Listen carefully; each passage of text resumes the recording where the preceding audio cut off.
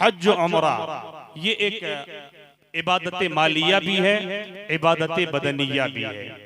यानी हज करना या उमरा करना ये एक ऐसी इबादत है जिस इबादत में पैसे भी खर्च होता है, जिस इबादत में ताकत भी लगानी पड़ती है।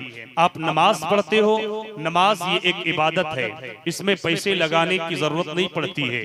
ऐसा नहीं कि आप पैसे दोगे तो आपको मस्जिद में जाने दिया जाएगा, पैसे लगाओगे तब आपको नमाज पढ़ने दी जाएगी, ऐसा नहीं है। और ऐसे ही आप रोजा रखते हो तो रोजे में भी आपको पैसे नहीं देना पड़ता है, बल्कि वो सिर्फ आपकी बदनी इबादत है, ताकत लगानी पड़ती है, पैसे की जरूरत नहीं पड़ती। लेकिन हज उमरा ये एक ऐसी इबादत है, ये एक ऐसी अजीम इबादत है जिसे इबादत बदनिया भी कहा जाता है, जिसे इबादत मालिया भी कहा जाता है, क्योंकि हज उमरा करने में पैसे भी लगाने पड़ते हैं, ताकत भी खर्च करनी पड़ती है, तब कहीं जाकर के ये इबादत होती है। जिस इबादत को हज कहा जाता है, जिस इबादत को उमरा कहा जाता है। और आपको ये पता है, अहले स्टेज ये जानते हैं कि जब इबादत की जाती है तो ऐलान नहीं किया जाता है, जब इबादत की जाती है तो उसकी तशहीर नहीं की जाती है, जब इबादत की जाती है तो उसका प्रचार नहीं किया जाता है। ये कोई नहीं कह सकता कि मैं नमाज पढ़ता हूँ, मैं नमाजी हूँ, वो माइक लेके ऐलान नहीं करता है, जलसा सजा के ऐलान नहीं करता है। अगर कोई रोजा रखता है तो रोजेदार ये नहीं कहता है कि मैं रोजा रखा हूँ, मैं एक रोजेदार हूँ। यानी जब इबादत की जाती है तो ऐलान नहीं किया जाता, जब इबादत की जाती है उसकी तशहीर नहीं की जाती, जब इबादत की जाती है तो उसका प्रचार नहीं किया जाता। लेकिन बात क्या है, जब भी कोई हज के लिए जाता है, जब भी कोई उमरा के लिए जाता है, चाहे हाजी आपके घर का हो, चाहे हाजी गिरिडीह जिले का हो, चाहे हाजी झारखंड के किसी भी जिले में रहता हो, जब वो हज के लिए जाता है या कोई मोतमिर उमरा के लिए जाता है तो सबसे पहले वो अपने मोहल्ले में ये ऐलान करता है कि लोगों में हज के लिए जा रहा हूँ, लोगों में उमरा के लिए जा रहा हूँ। लोगों ने ये समझ लिया है कि ये ऐलान क्यों किया जाता है। आप भी सोचते होंगे कि जब इबादत की जाती है तो ऐलान नहीं किया जाता, जब इबादत की जाती है तो प्रचार नहीं किया जाता, जब इबादत की जाती है तो तशहीर नहीं की जाती। लेकिन बात क्या है, हजरत अल्लामा महफूज बरकाती साहब क़िबला ये जा रहे हैं उमरा करने के लिए, मगर जब इन्होंने उमरा के सफर का रख्त बांधा है, जब इन्होंने अपने सफर का आगाज किया है तो सफर में जाने से पहले इन्होंने ये इरादा किया है कि हम महफिल रसूल सजा करके ऐलान करेंगे, लोगों को दावत दे के ऐलान करेंगे।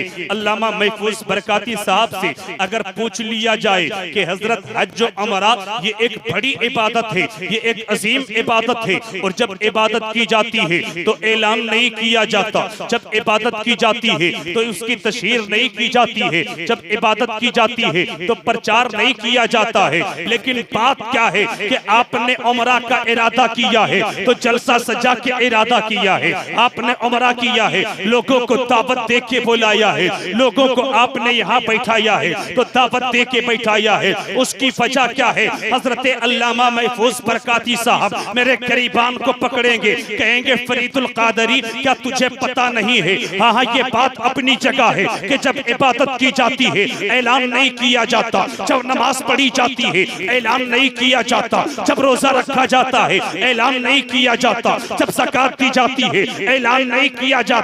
लेकिन जब कोई हज उमरा के लिए जाता है तो ऐलान किया जाता है। उसकी वजह यह है कि नबी के कौनैन ने भी एक बार हज का इरादा फरमाया था, मेरे आका ने एक बार हज का इरादा फरमाया था। अन जाबिरिन अन्ना रसूलुल्लाह सल्लल्लाहु अलैहि वसल्लम अज़्ज़ना फिन्नास फज्तमऊ फलम्मा आतल बैदा अहरमा, के नबी ये कौनैन ने भी जब हज का इरादा फरमाया था, मेरे आका ने भी जब हज का इरादा किया था, लोगों से कहा था लोगों इकट्ठा हो जाओ। मेरे आका ने हज से पहले लोगों को इकट्ठा कर दिया था, लोग जमा हो गए। नबी ये कौनैन ने वहीं से इहराम बांधा था, मेरे आका ने वहीं से इहराम पहना था। गोया के नबी के कौनैन ने हज से पहले ऐलान करके इन दो बात की जानिब इशारा कर दिया कि अगर हज पे जाने से पहले, उमरा पे जाने से पहले अगर ऐलान करोगे तो दो फायदा होगा। पहला फायदा तो ये है कि अगर आप अल्लामा महफूज बरकाती को उमरा पे जाते हुए देखेंगे, हजरत कारी मिनहाज देखेंगे, वो कहेंगे ये भी इमाम है, मैं भी इमाम हूँ, मैं भी जाऊंगा, रब ताला मुझे भी रुस्अतें देगा, मैं भी उमरा के लिए जाऊंगा। अख्तर काशिफ साहब फरमाएंगे मैं तो एक बार लौट के आ चुका हूँ वालिदैन के साथ, रब ताला वो दिन दिखाएगा, मैं भी दोबारा जाऊंगा। इन्हें देख करके जिनके पास भी दौलतें होगी, जिनके पास भी सरबत होगी, जिनके पास भी मालो मनाल होगा, वो यही इरादा करेगा रब ताला मेरे लिए भी वो दिन दिखा दे, मैं भी हज उमरा के लिए जाऊंगा। पहला फायदा तो ये होगा, आप इन्हें देखेंगे, आपके दिल में भी पैदा होगा, आपके दिल में ये ख्वाहिश पैदा होगी, आपके दिल में ये उम्मीद जाग जाएगा कि मैं भी अपने खुदा के घर और अपने रसूल के दर को देखने के लिए जाऊंगा। ये पहला फायदा है। और ऐलान का दूसरा फायदा ये है कि नबी ये कौनैन फरमाते हैं अल हुज्जाज वल उम्मार वफातुल्लाह इन दाऊहुम अजाबहुम इन इस्तगफरुहु गफर लहुम। नबी ये कौनैन फरमाते हैं कि अगर हज और उमरा करने वाला कोई हाजी हो, कोई मोतमिर हो, जब ये ऐलान करेंगे आप इनके पास आओगे तौबा के लिए कि हजरत हमारे लिए नबी के रोजे पे जाके तौबा कर देना, जब खाना-ए काबा पे नजर पड़ेगी तो हमारे लिए तौबाएं कर देना। आप इनके पास आओगे तौबा के लिए, आप कहोगे ये कौन सी नई बात है, कल भी इमाम थे, कल भी तौबा के लिए आते थे, परसों भी तौबा के लिए आते थे, ये हमारे लिए तौबाएं किया करते थे। हाँ हाँ ये बात अपनी जगह पे, ये आपका इमाम है, ये आपका भाई है, ये आपका रिश्तेदार है, ये सब बातें अपनी जगह पे। नबी ने इन्हीं लोगों के बारे में, नबी ये कौनैन ने आज नहीं, आज से 1400 साल पहले मेरे आका ने फरमाया था अल हुज्जाज वल उम्मार वफातुल्लाह इन दाऊहुम अजाबहुम इन इस्तगफरुहु गफर लहुम कि हज और उमरा करने वाले आपका रिश्तेदार हो अपनी जगह पे, हज और उमरा करने वाला आपका भाई हो अपनी जगह पे, हज और उमरा करने वाला आपका इमाम हो अपनी जगह पे। नबी फरमाते हैं कि हज और उमरा करने वाला अब कोई आम नहीं रह जाता है, बल्कि ये अल्लाह का मेहमान बन जाता है और रब अपने मेहमानों की दुआओं को कबूल फरमाए। नारे तकबीर, नारे रिसालत, मसलके आला हजरत। वाह वाह माशाअल्लाह माशाअल्लाह, बहुत अच्छा। हज और उमरा करने वाले ये अल्लाह के मेहमान हैं और रब ताला अपने मेहमानों की दुआओं को कबूल फरमा लेता है। माशाअल्लाह कुछ देर सुन लें। पैसे वाले बहुत मैंने देखे, अख्तर काशिफ साहब से अल्लाह सलामत रखे, आप तो वहां से वापस लौट के आ गए हैं।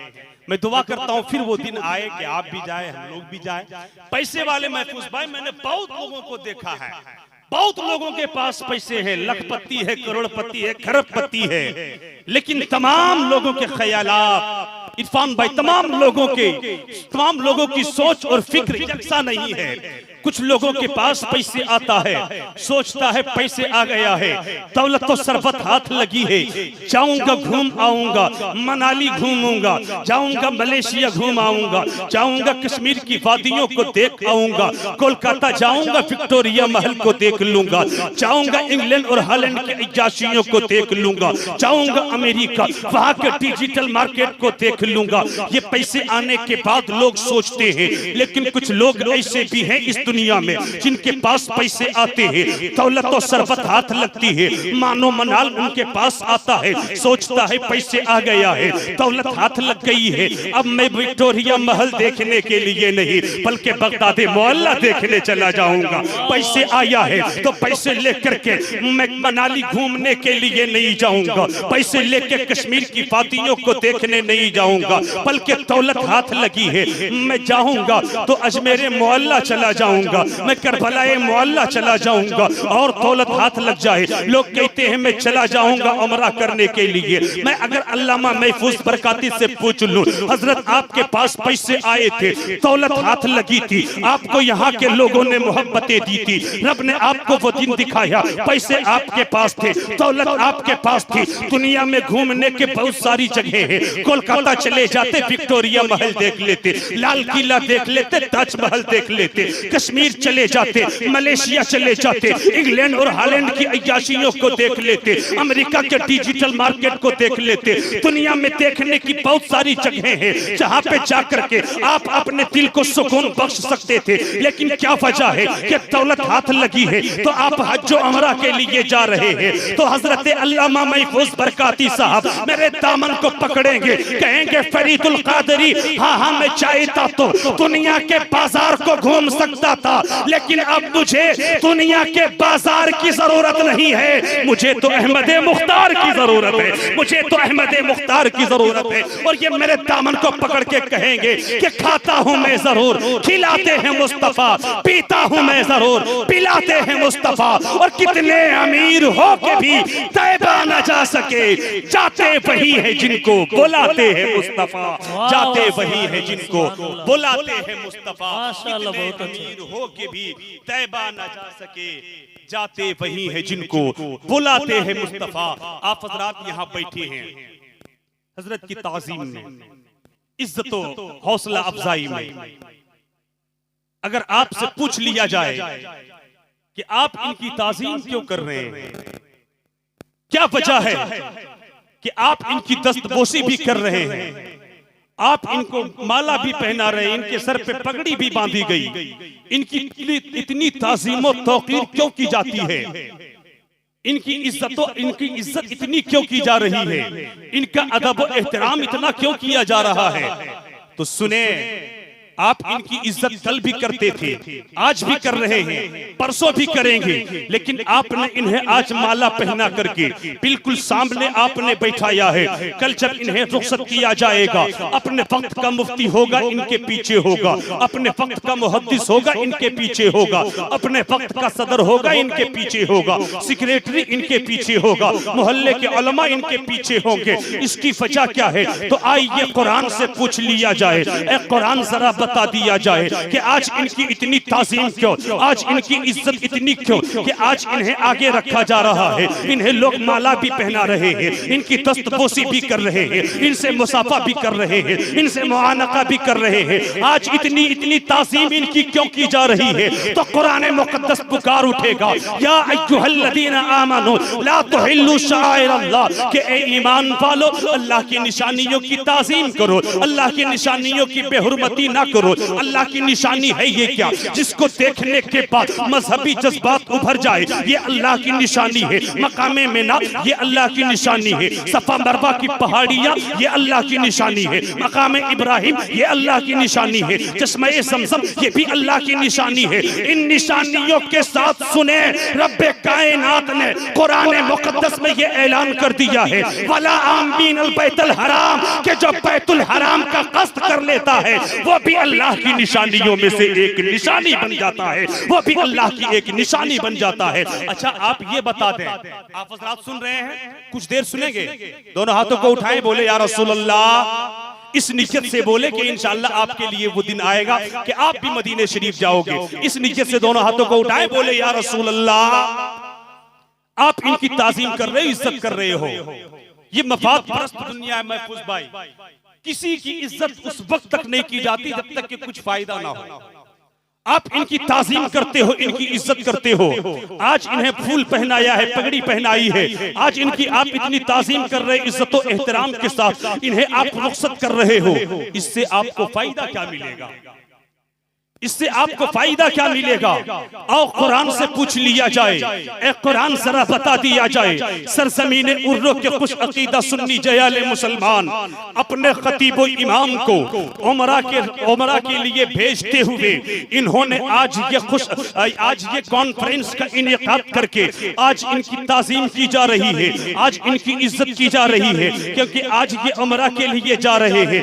लेकिन जरा बता दिया जाए कि इनकी ताज़ीम करने वालों को क्या फायदा मिलेगा, इनकी इज्जत करने वालों को क्या फायदा मिलेगा? तो किसी और किताब से नहीं, बल्कि उसी किताब से पूछ लिया जाए जिस किताब का उतारने वाला रहमान है, उतरने वाली किताब कुरान है। कुरान जरा बता दिया जाए कि अगर उर्रो के लोग हजरत अल्लामा महफूज बरकाती की ताज़ीम करेंगे, इनकी इज्जत करेंगे, तो इनको क्या मिल जाएगा? अगर कुरान से पूछ लिया जाए तो कुरान ये ऐलान करेगा, वज़ालिका मन युअज़्ज़िम शाइर अल्लाह फ़इन्नहा मिन तक़वल क़ुलूब, कि जो अल्लाह की निशानियों की ताज़ीम करता है, जो अल्लाह की निशानियों का अदब करता है, जो अल्लाह की निशानियों का एहतराम करता है, रब ताला इरशाद फरमाता है कि उसका दिल परहेजगार हो जाता है, और जिसका दिल परहेजगार होता है दोनों जहान में उसका बेड़ा पार हो जाता है।